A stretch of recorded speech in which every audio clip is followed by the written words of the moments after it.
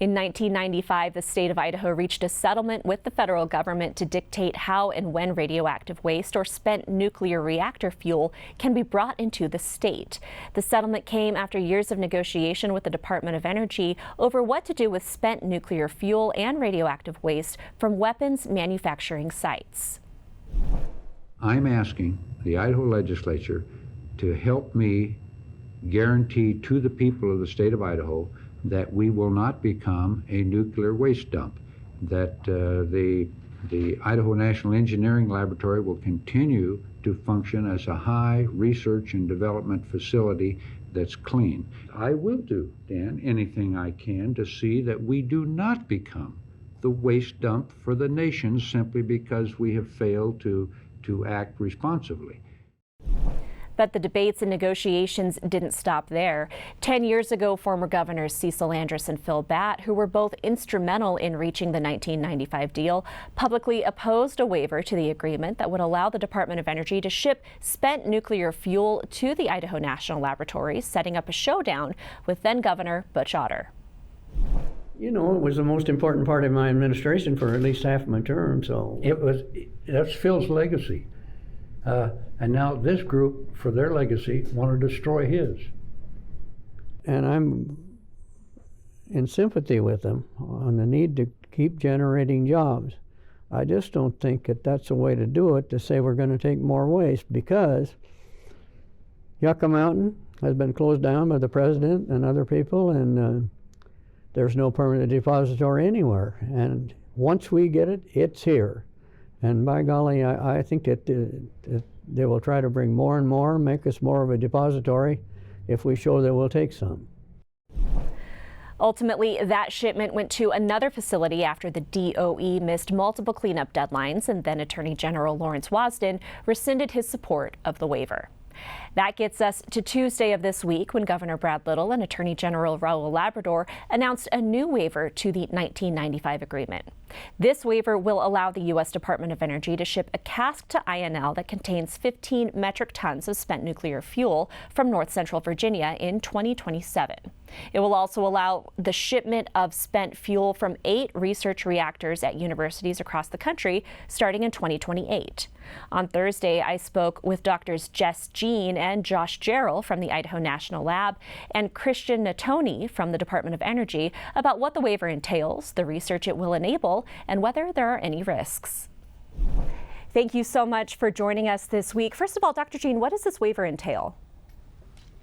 Yeah, this waiver entails the process at which we'd be allowed to bring commercial spent fuel into the state to perform research and development activities that will inform the future of nuclear energy in the deployment in the United States. For people who aren't familiar with the original agreement from 1995, why was this waiver necessary? This waiver was necessary because we needed allowances with the state of Idaho to be able to receive a cask that would be in excess of an annual limit, and so the waiver allows us to be able to receive that, and also to be able to receive university fuel shipments into the state. So it allowed 2 primary objectives.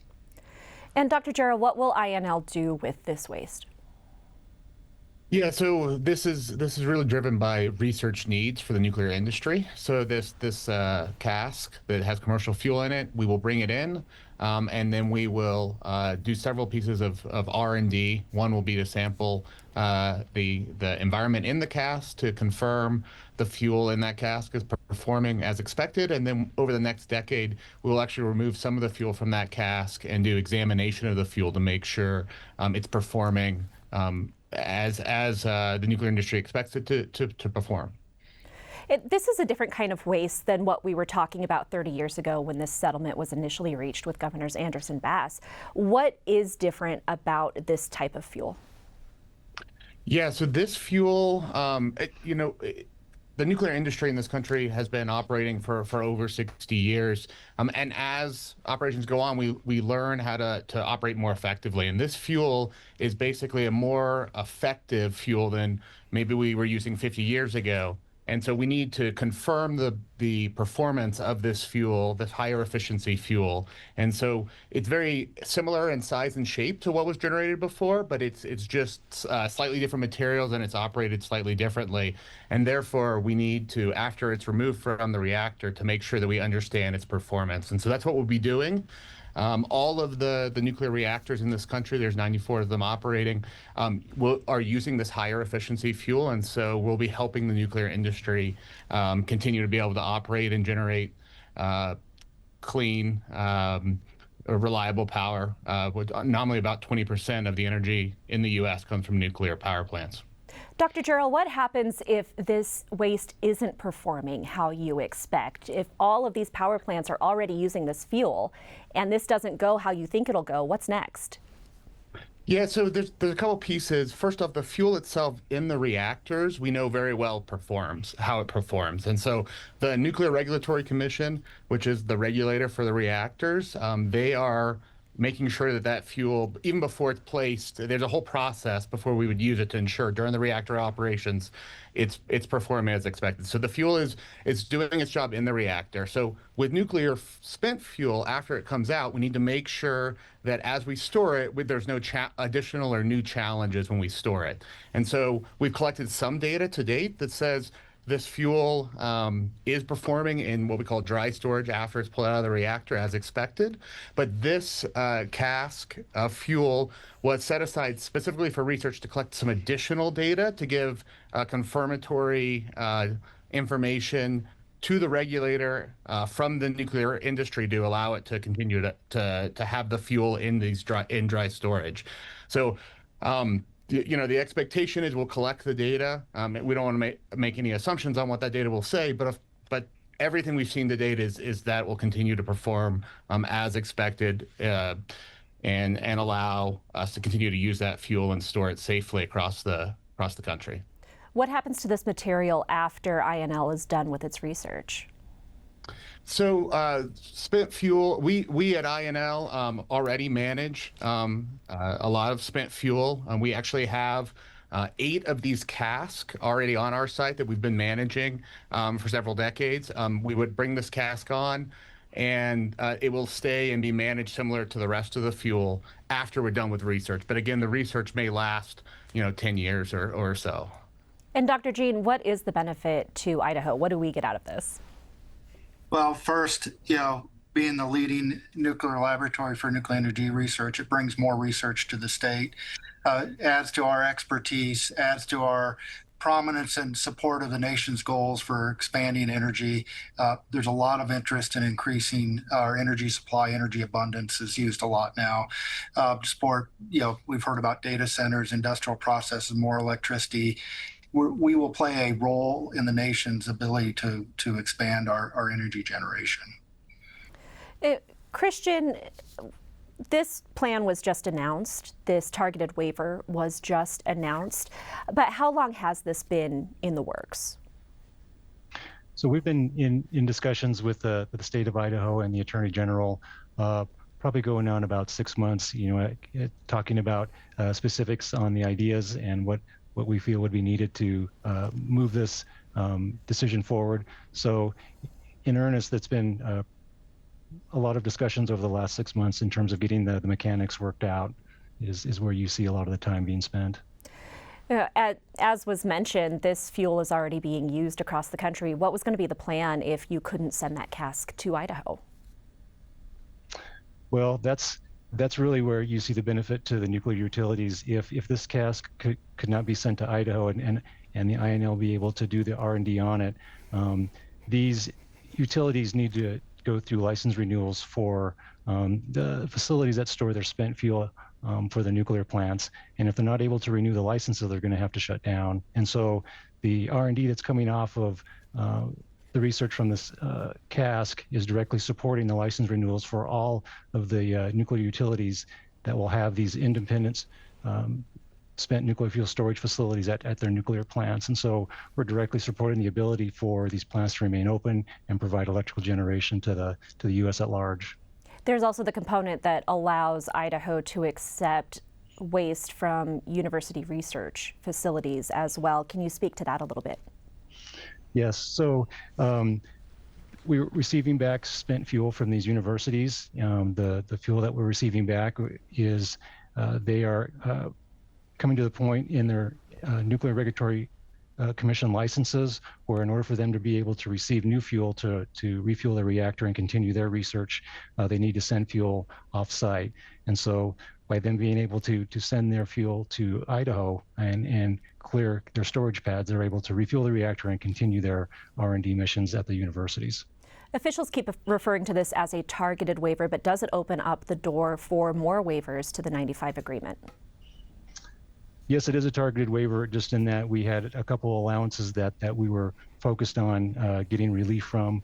Again, if we were to identify any other segments in a settlement agreement, we would enter into discussions with the Attorney General and the Governor's office to see if they were amenable to doing so.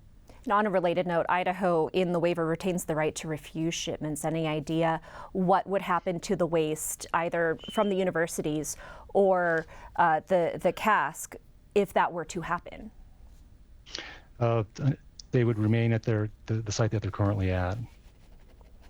Is there a long-term plan for those casks and the waste? You know, right now the administration is looking at what the options are for spent nuclear fuel. That's at all the commercial nuclear utilities as well as with the UE, and so they're working to trying to find a final solution to that. And so once that final solution is found, that will provide the avenue for each of these sites to provide their spent nuclear fuel to go to whatever that final solution is, whether it's repository or vice versa. Yeah. And we've long been talking about a final solution for this waste. Can you give us an update on how those talks are going, whether it's a national repository or something else? That's a topic that is ongoing currently. I don't have any additional information as to what the final resolution of that looks like. I know there's been a lot of momentum not only to move nuclear energy forward, but also look at the back end and make sure that we've got an avenue to be able to disposition that. So there's a lot of discussion ongoing with that topic currently. I'm afraid I don't have any further information as to what that final solution looks like at this point. And on a related note, Section 4 of this waiver says that all of this is contingent upon having enough funding to safely carry out the transportation and the research and the handling. Will the Trump administration's budget and staffing cuts undermine these efforts? Well, as Jess pointed out, Idaho National Lab is the lead lab for nuclear energy R&D, and so we're well positioned to be able to do the R&D and to accept the university fuels. And so we've got kind of the justification to provide to Congress on why we need the funding and the resources to be able to provide that. And so I feel we're well poised to provide, the justification in our budgets to demonstrate that we can actively manage this and provide the research that will benefit the nuclear utilities and the universities. And Gehin, to wrap it all up, we have come a long way, as you both mentioned, since we were having these conversations in 1995. For folks who have been around that long and who remember all of the concerns about the Snake Plain Aquifer, what would you tell them about why they should trust INL to handle this highly radioactive material? Yeah, it's a good question. Of course, we've been handling, storing, and managing radioactive material, spent fuel for decades. We have a lot of technical knowledge and expertise and experience in managing this. There's been no incidents or any concerns with the storage of fuel on our site. We believe we have the knowledge and expertise to safely manage and control the material. Okay. Dr. Jess Gehin, Dr. Josh Jarrell, and Christian Natoni, thank you all three so much for joining us this week. Thank you. Thank you. By the way, in the budget proposal released on Friday, the Trump administration requests Congress reduce spending at the Office of Nuclear Energy by $408 million for what they call non-essential research on nuclear energy, and says instead the Department of Energy should focus on, quote, developing innovative concepts for nuclear reactors, researching advanced nuclear fuels, and maintaining the capabilities of the Idaho National Laboratory. We'll continue to follow this story to see what Congress ends up doing.